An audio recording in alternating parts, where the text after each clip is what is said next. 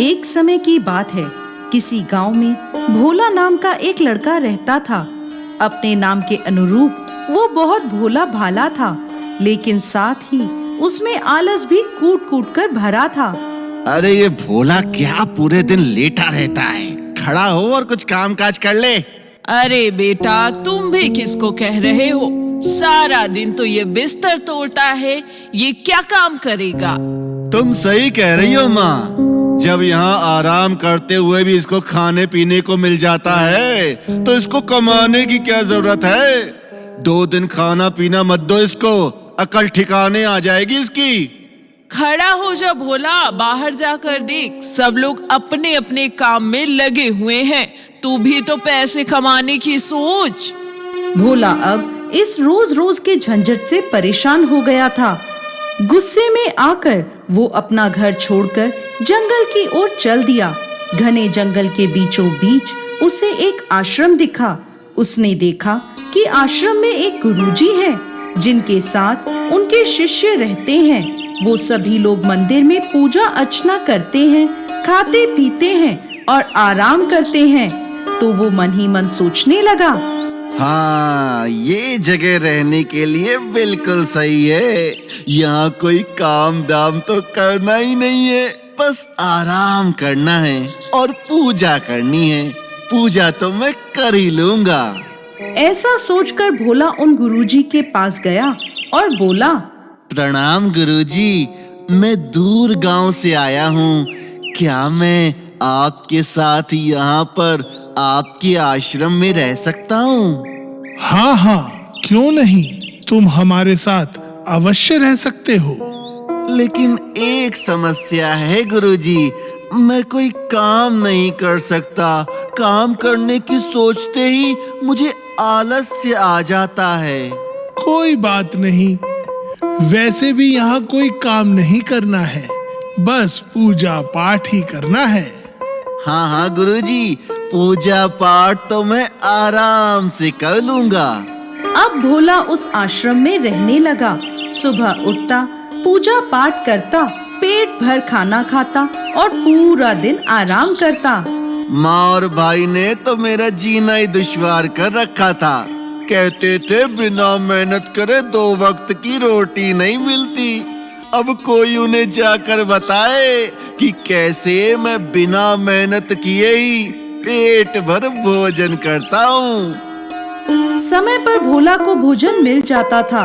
वो आश्रम में आराम की जिंदगी जी रहा था, इसलिए पूजा पाठ बड़ी मेहनत और लगन के साथ करता था। एक दिन पूजा पाठ भजन कीर्तन करके भोला रसोई घर में भोजन करने गया तो देखता है कि आज तो भोजन की कोई तैयारी नहीं हुई। वो दौड़ा दौड़ा गुरुजी के पास गया।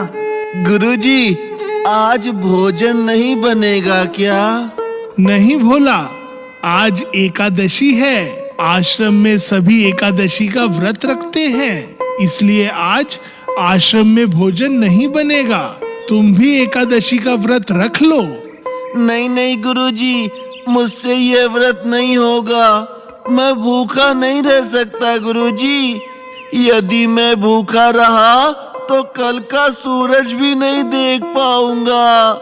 मुझे बहुत भूख लगी है गुरुजी। ठीक है भोला, अगर ऐसा है तो तुम अपना भोजन स्वयं बना लो।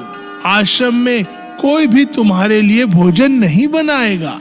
ये सुनकर भोला सोचने लगा, कोई बात नहीं, आज एक दिन मैं अपने हाथ से ही बनाकर भोजन कर लेता हूँ। ठीक है गुरुजी, मैं अपना भोजन स्वयं ही बना लूंगा। अच्छा, तो तुम एक काम करो, रसोई से लकड़ी, आटा, दाल, सब्जी, जो सामान तुम्हें चाहिए वह सब ले लो और नदी के उस पार जाकर भोजन तैयार कर लो। एक बात याद रखना, भोजन करने से पहले भगवान राम को भोग अवश्य लगाना। जैसी आज्ञा गुरुजी, प्रणाम।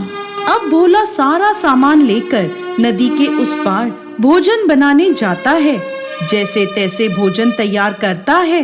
अब जैसे ही वो खाना खाने बैठता है, अरे अरे, याद आया, गुरुजी ने तो कहा था पहले भगवान राम को भोग लगाना, उसके बाद ही खुद भोजन करना।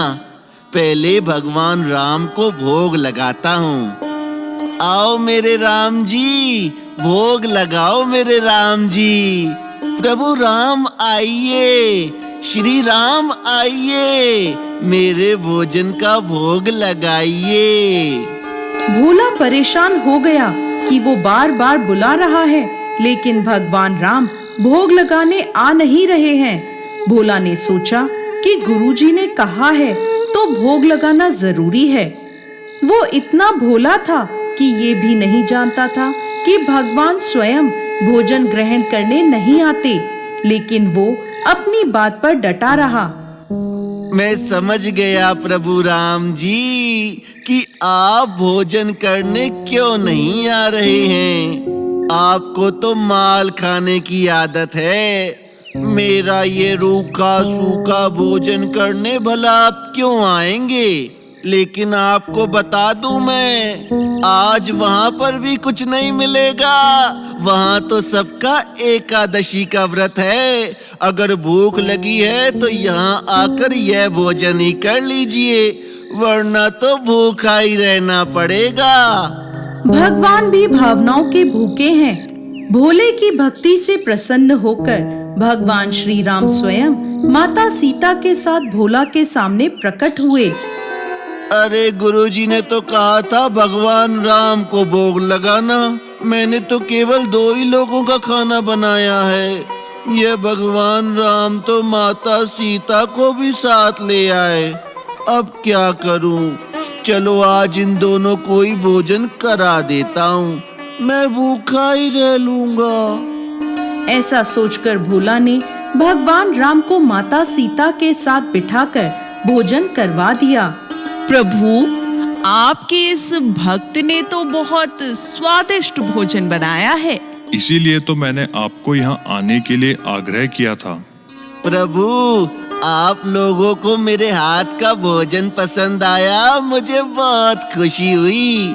लेकिन प्रभु, मैंने भोजन पर तो सिर्फ आपको ही बुलाया था, लेकिन आप तो माता सीता को भी संग में ले आए। मैंने 2 ही लोगों का भोजन बनाया था, अब वह मैंने आप दोनों को करा दिया। मुझे तो आज भूखा ही रहना पड़ेगा। अब अगली एकादशी पर ध्यान रखिएगा और मुझे पहले से ही बता दीजिएगा कि आप कितने जने आएंगे। और हाँ, थोड़ा समय पर आ जाना, क्योंकि मुझे भूख बहुत लगती है ना। भोला की भोली भाली बातें सुनकर भगवान राम मुस्कुराए और वहाँ से अंतर्ध्यान हो गए। अब भोला को लगा कि शायद ऐसे ही भगवान को भोग लगाते हैं, इसलिए उसने किसी को भी यह बात नहीं बताई। अगली एकादशी आई तो वह गुरुजी से बोला, गुरुजी, आज थोड़ा ज्यादा अनाज चाहिए। भोग लगाने 2 लोग आते हैं। पिछली बार मैं तो भूखा ही रह गया था। लगता है भूख से तेरे दिमाग पर असर हो रहा है। जा, जितना अनाज चाहिए ले जा। इस बार भोग लगाने भगवान राम, माता सीता अपने साथ लक्ष्मण जी को और हनुमान जी को लेकर आए। उन्हें देखते ही भोले का सर चकरा गया। वो सोचने लगा, अरे ये क्या, एक को बुलाता हूँ तो 2 आ जाते हैं, 2 को बुलाता हूँ तो पूरा खानदान साथ में लेकर आ जाते हैं। लगता है आज भी भूखा ही रहना पड़ेगा। अब अगली एकादशी आई तो भोला गुरुजी से बोला, गुरुजी, मुझे और ज्यादा अनाज चाहिए। ये आपके भगवान राम अकेले तो आते नहीं हैं और पहले से भी नहीं बताते हैं कि कितने लोगों को साथ में लाएंगे। यह भोला हर बार मुझसे अनाज ज्यादा लेकर जाता है, कहीं बाजार में बेचता तो नहीं है, देखना पड़ेगा। ठीक है भोला, ठीक है, तुम्हें जितना अनाज चाहिए भंडार से ले जाओ। अनाज लेकर भोला नदी पार भोजन बनाने पहुंचता है। इस बार गुरुजी उसके पीछे पीछे वहां आ जाते हैं और छुपकर देखने लगते हैं। अब भोला सोचता है, ये राम जी अकेले तो आते नहीं हैं। इस बार पता नहीं कितने लोगों को साथ ले आए। आज पहले उन्हें बुला लेता हूँ और उसके बाद ही भोजन पकाऊंगा, जिससे इस बार मुझे भूखा ना रहना पड़े। आओ मेरे राम जी, भोग लगाओ मेरे राम जी। प्रभु राम जी आइए, श्री राम जी आइए, मेरे भोजन का भोग लगाइए। देखते ही देखते सारा राम दरबार भोजन करने आ गया। अरे भोला, यह क्या? तुमने तो हमें भोजन करने बुलाया है, लेकिन भोजन तो अभी तैयार ही नहीं है।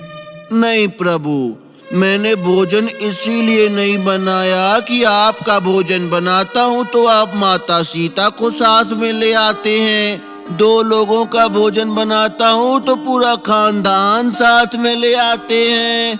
आज मैंने सोचा कि पहले आपको बुला लेता हूँ। पता नहीं कितने लोगों को साथ में लेकर आएंगे, उसके बाद ही भोजन बना लूंगा। प्रभु जी, अब आप आ ही गए हैं तो मेरी भोजन बनाने में कुछ मदद ही कर दें। क्या करें, अब भक्तों की इच्छा है, पूरी तो करनी ही पड़ेगी। लक्ष्मण, तुम जाकर लकड़ियां काट लाओ। देवी सीता, आप सब्जियां काट लें और मैं चूल्हे की तैयारी करता हूँ। ऐसा कहकर वो सभी रसोई बनाने में लग गए और भोला एक तरफ बैठा देखता रहा। तभी गुरुजी उसके पास आए और बोले, क्या बात है भोला, तुम ऐसे चुपचाप क्यों बैठे हो? अनाज भी सारा ऐसे ही रखा है, भोजन बनाते क्यों नहीं? देखा गुरुजी, मैंने आपको कहा था ना कि ज्यादा अनाज दीजिए। अब ये प्रभु राम भोजन बनाकर तैयार कर रहे हैं। भोला, यहाँ तो तुम्हारे अलावा कोई और है ही नहीं। प्रभु राम, आप गुरुजी को क्यों नहीं दिख रहे हैं? भोला, तुम्हारे गुरुजी मुझे नहीं देख सकते। लेकिन प्रभु, गुरुजी तो बहुत ज्ञानी है, बहुत ही विद्वान है, सदैव पूजा अर्चना भी करते रहते हैं, फिर भला आप उन्हें क्यों नहीं दिख रहे?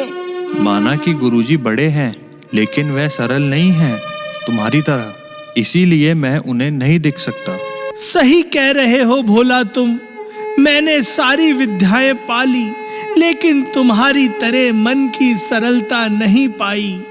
हे प्रभु श्री राम, मेरी आपसे यही विनती है प्रभु, मुझे अपने दर्शन देकर कृतार्थ करें प्रभु, कृतार्थ करें। तभी प्रभु श्री राम गुरुजी के सामने प्रकट हो गए और गुरुजी को भी दर्शन दिए। इस तरह एक भक्त के कहने पर भगवान श्री राम ने रसोई भी बनाई। जय श्री राम।